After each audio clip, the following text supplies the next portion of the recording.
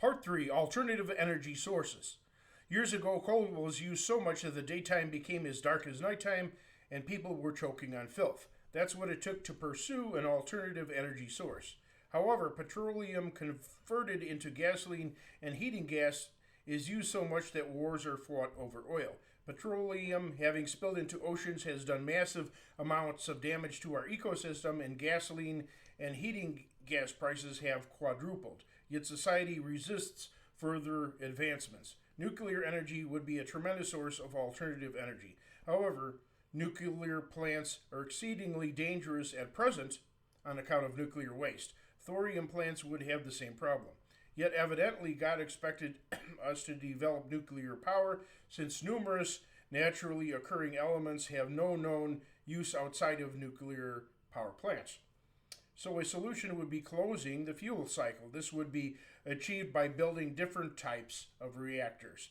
You would take the depleted, unusable fuel from one reactor, which would otherwise be hazardous waste, and feed it through another reactor, take the unusable byproduct from that reactor, and have it fuel a third type of reactor, and so on, until all fuel was completely used or rendered harmless.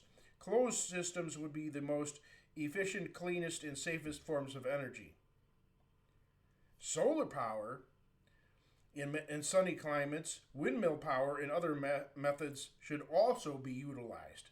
Motorized vehicles and alternatives. Motorized vehicles are an abomination. The primary cause of pollution, premature death, paralysis in wheelchairs, being in trouble with the police, aggravation, traffic jams, road rage, car accidents, horns blasting, breakdowns, repairs, traffic tickets, parking problems, the need for insurance, and need for petroleum as noted previously. Cars also cripple and kill animals on the road and make possible and encourage several types of crime and immorality. Their expense is higher per hour than the average rent expense per hour.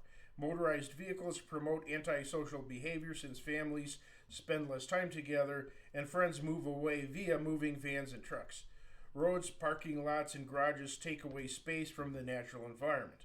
Carpooling and better public transportation would improve things, but only temporarily if the population increases, bringing us back to the original congestion. An immediate but only partial solution is bicycling in good weather. However, uppity homeowners, companies, apartment complexes, and subdivisions don't want bicycles kept in front of the residents, and bike riding in the big city is often too dangerous when almost everyone else drives cars and trucks, especially in New York. Non-cooperation prevents progress. For the first 60 years of the automobile, most men could fix their own car. With cars becoming increasingly complicated, chiefly from electronic components, the days of the so-called shade tree mechanic are over.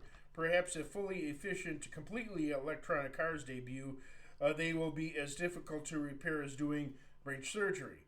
The average person might not be able to afford or maintain one, assuming fully efficient electronic vehicles are possible. They're somewhat possible now, but we'll see. Besides, they'd have some of the same problems as gas-powered cars and might not be available for everyone before sources of petroleum are exhausted. Therefore, see my video, Horses versus Cars. Life expectancy in modern medicine. I'm quoting what somebody would say. Well, a lot of people say. We all know that cavemen only lived to be 25. People in the Middle Ages only lived to age 40. With modern advancements, people lived to 50 by 1850, and thanks to the second god of modern medicine, we live to 75. If we only had the first god, we'd still only live to 25. Although this declaration is a caricature, this idea is commonly accepted in roundabout ways of putting it. This is fiction. People live to 75 throughout history. Life expectancy statistic charts supposedly document giant advancements in longevity facilitated by humans themselves. However, life expectancy statistics contradict each other. With so many different tables of statistics, it's easy to exclude the ones that contradict your position and only include ones that support it. There's also disagreement over including or excluding people of different races. Regardless, the reason why the life expectancy average was lower long ago was due to high infant and child mortality rates. For adults, that should not be factored in, giving them the same life expectancies of today. And it's unfair to compare time periods where people had as many children as possible without thought as to how to feed or care for them with having two or three well cared and well fed children today.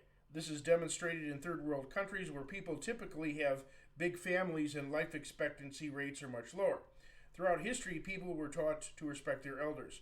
But according to the low life expectancy crowd, there must not have been any elders to speak of.